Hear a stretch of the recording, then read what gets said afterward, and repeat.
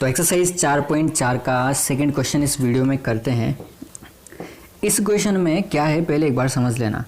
इसके पहले हम कर चुके हैं कि किसी भी इक्वेशन को सोल्व कैसे करते हैं, जो समीकरण होती है ना उसे सोल्व कैसे करते हैं वो सीख चुके हैं। जैसे कोई भी इक्वेशन दे रखी है हमें x बराबर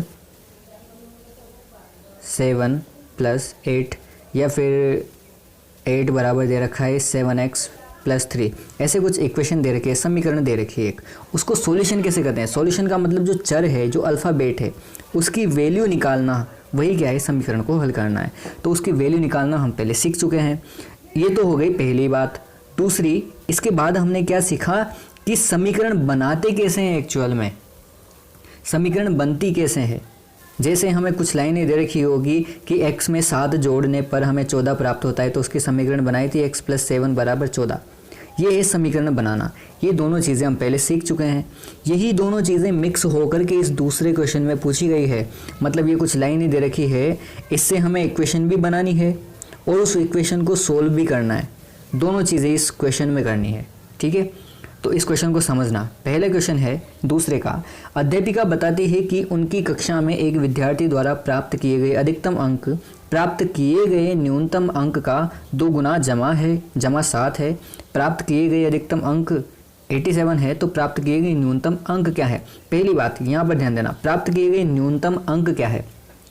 अगर कुछ ऐसा क्वेश्चन आ जाए जिसमें हमें एक अज्ञात वैल्यू पता करनी हो, कोई वैल्यू पता करनी है, तो मैथ्स में 80% केस ऐसे होंगे, 80% से भी ज़्यादा केसेस ऐसे हैं कि जो हमसे पूछा गया है अगर उन्हें हम मान लें कि माना वह न्यूनतम अंक, या जो पूछा गया उसे हम मान लें सबसे पहले, तो उस क्वेश्चन का सॉल्यूशन हमें बिल्कुल आसानी से मिल जाएगा, ठीक है। मानेंगे कैसे वो समझना।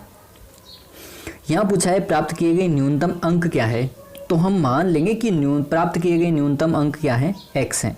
मतलब x का मतलब x की वैल्यू कुछ भी हो सकती है, 10 अंक, 20 अंक, 50 अंक, कितने भी। तो हमने क्या मान लिया, x मान लिया। x पता है ना हमें, किया है, अल्फ़ाबेट है, चर है, चर की वैल्यू चेंज होती रहती है, मतलब कुछ भी हो सकती है। तो हमने सबसे पहले जो पूछा गया उसी को मान लिया कि माना न्यूनतम अंक क्या है, x है। अब बस x मानने के बाद हम इसकी क्या बना देंगे, इक्वेशन बना देंगे और उस इक्वेशन को ही हल कर देंगे। तो जहाँ से हमें x का मान पता चल जाएगा वही x का मान क्या होगा, हमारे न्यूनतम अंक होने वाले हैं, ठीक है। आ गया समझ में। तो सबसे पहले तो हमें न्यूनतम अंक दे रखे हैं, क्या, x मान लिया। इसके बाद अब इक्वेशन बनाते हैं इसकी। क्या कहा कि एक विद्यार्थी द्वारा प्राप्त किए गए अधिकतम अंक, प्राप्त कर लिए ना अधिकतम अंक, मतलब बराबर वाले क्या है, अधिकतम अंक है, इसे समझना। और प्राप्त किए गए न्यूनतम अंक का 2 गुना जमा 7 है। मतलब जो अधिकतम अंक है ना वो किसके बराबर है, प्राप्त किए गए न्यूनतम अंक का। न्यूनतम अंक क्या है हमारे पास, x, मतलब x होना चाहिए। न्यूनतम अंक का 2 गुना, इस न्यूनतम अंक का 2 गुना मतलब 2 से गुना कर देंगे तो 2x हो गया। जमा 7 है, जमा का मतलब जोड़ना, मतलब +7, ठीक है। ये तो हो गए इधर के। और इधर दे रखा है प्राप्त किए गए अधिकतम अंक। हमने देखा था ना अभी बराबर के, इधर क्या है अधिकतम अंक, और हमें अधिकतम अंक की वैल्यू दे रखी है कितनी, 87। तो इस प्रकार ये इक्वेशन बन जाएगी 2x + 7 = 87, ठीक है। ये यहाँ पर इक्वेशन बन जाएगी 2x + 7 = 87। यहाँ से इसकी वैल्यू निकालेंगे कैसे, 7 इधर प्लस का है, इधर आ जाएगा तो किस में हो जाएगा, ये माइनस का। अगर कोई भी प्लस वाला नंबर इक्वल के इधर आता है तो वो किस में हो जाता है, माइनस में। इसलिए 2x = 87 - 7 हो जाएगा, और 87 - 7 करेंगे तो बचेगा हमारा 80। इसके बाद 2x = 80 हो गया ना, तो 2 कहाँ है, मल्टीप्लाई में, x के मल्टीप्लाई में, इक्वल के इधर आते ही डिवाइड में हो जाएगा, और 80 / 2 कितना हो जाएगा, ये 40 हो जाएगा। मतलब x की वैल्यू निकल कर आ जाएगी हमारी कितनी, 40। मतलब जो न्यूनतम अंक है ना अब वो हमारे आ गए हैं कितने, 40, ठीक है। क्योंकि हमने x माना था ना किसको, न्यूनतम अंक को, और हमारे पास x की ही वैल्यू आ गई है, इसलिए हमें पता चल गया कि न्यूनतम अंक कितने हैं, उसके 40 हैं। आ गया समझ में। अगला क्वेश्चन समझना। किसी समद्विबाहु त्रिभुज में आधार कोण बराबर हैं। एक समद्विबाहु त्रिभुज है। अब समद्विबाहु त्रिभुज कह दिया ना तो हमें सबसे पहले समद्विबाहु त्रिभुज की सारी विशेषताएं पता होनी चाहिए कि समद्विबाहु त्रिभुज की 2 भुजाएं क्या होगी, बराबर होगी। समद्विबाहु है ना, मतलब 2 बाहु मतलब भुजाएं बराबर है। शीर्ष कोण 40 डिग्री है। आधार कोण बराबर है, मतलब आधार क्या है जिस पर वो टिका हुआ है, ये कोण क्या है, बराबर है। तो अगर ये वाला x है तो इधर वाला भी कितना होगा, x होगा, बराबर है। तो हमने मान लिया कि एक कोण क्या है, x है, दूसरा कोण भी क्या होगा, x होगा। आधार कोण पूछा है ना इसमें, तो हमने इसको ही मान लिया x। अभी जैसे यहाँ पर माना था ना न्यूनतम अंक को ही x, तो इसमें जो पूछा है क्या पूछा, आधार कोण, तो हम मान लेंगे आधार कोण क्या है, x है, तो दूसरा आधार कोण भी क्या हो जाएगा, x हो जाएगा। और शीर्ष कोण हमें दे रखा है कितना, 40 डिग्री। तो मतलब एक ट्रायंगल बन जाएगा इस प्रकार कि यहाँ पर आधार वाले कोण तो हो जाएंगे x और x, और ऊपर वाला कोण हमें दे रखा है 40 डिग्री। ठीक है, समझना आप इसको। तो अब इसका सॉल्यूशन करके देखते हैं कैसे होगा सॉल्यूशन, वो देखना। इसमें माना सबसे पहले तो जो न्यूनतम कोण मतलब जो आधार कोण है ना वो मान लेते हैं। हमें पता था कि आधार कोण क्या है, दोनों समान है। आधार कोण का मतलब जिस आधार पर वो टिका हुआ है वो क्या है, उसका आधार है।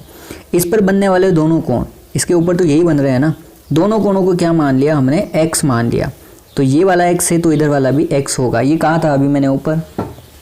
ठीक है, और शीर्ष कोण हमें दे रखा है कितना, 40 डिग्री। शीर्ष का मतलब जो उसके हेड पर बन रहा है वो कितने डिग्री कोण है, 40 डिग्री कोण है। तो तीनों कोण हमें प्राप्त हो गए कि एक तो 40 है, एक x है और दूसरा भी x है। ये तीन कोण हमें प्राप्त हो गए। और हमें ये पता है कि त्रिभुज के तीनों कोणों का योग कितना होता है, 180 डिग्री होता है।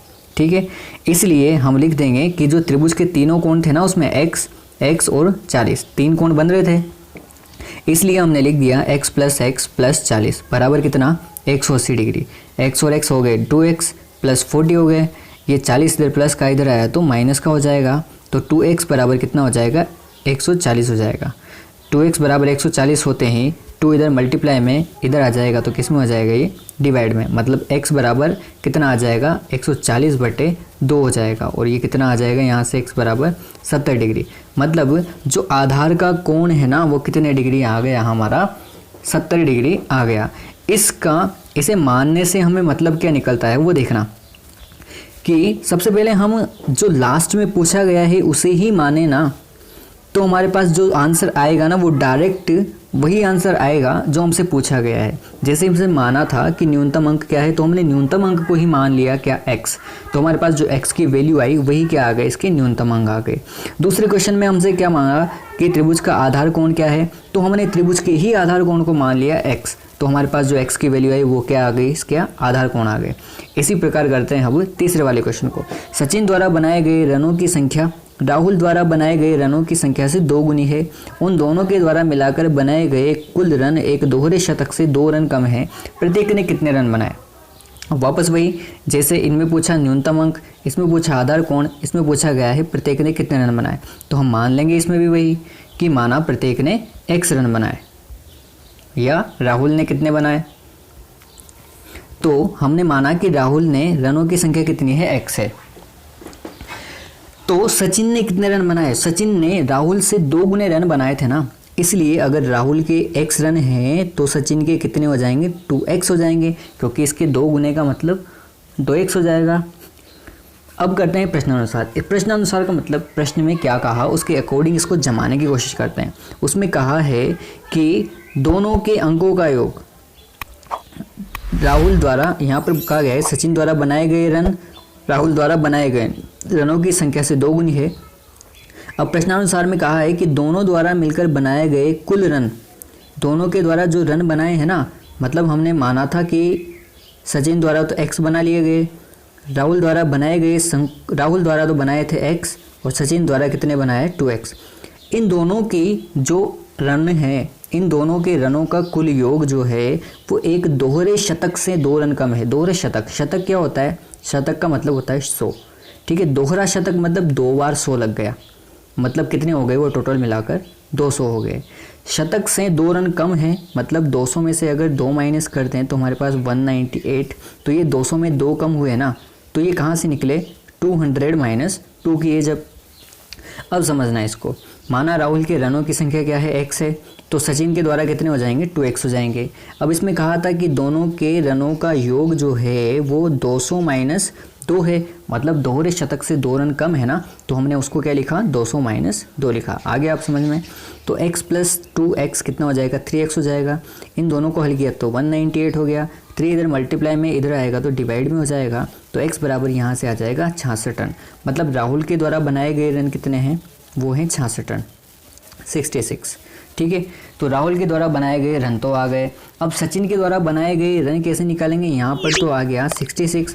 अब सचिन के द्वारा कितने रन बनाए थे, 2x, तो 2 तो रहेगा और इस x की जगह पर क्या रख देंगे, अब 66 रख देंगे, तो ये हो जाएगा 132। मतलब सचिन के द्वारा कितने रन बनाए गए, 132 रन बनाए गए। तो यहाँ पर ये सेकंड क्वेश्चन कंप्लीट होता है।